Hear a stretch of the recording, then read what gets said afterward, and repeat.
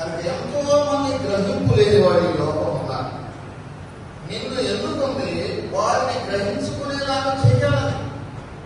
నీవు ప్రభు నమ్ముకున్నా, నీ కుటుంబం అంతా ప్రభు నమ్ముకుందా, నీ పిల్లలు ప్రభుని ఎరిగారా?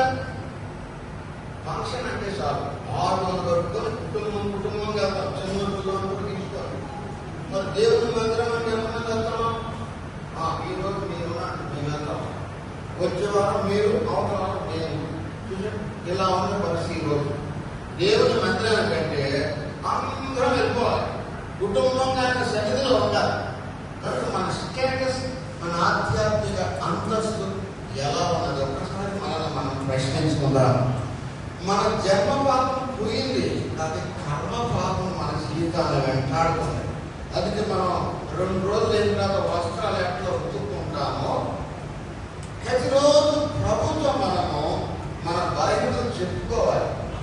సాయంకాలం పడుకో ముందు ఈ దినమంతట్లో నేను ఎన్నో పొరపాట్లు చేసిన దయతో నన్ను క్షమించు, క్షమాపణ కోరుకొని పడుకోలేకపోవాలి. కొంతమంది కోపంతో ఎట్లొస్తాయి పట్టా పడుకుంటాం, నిద్రలో కూడా పడుగులుతూ ఉంటారు, నెమ్మది ఉండదు, సమాధానం ఉండదు.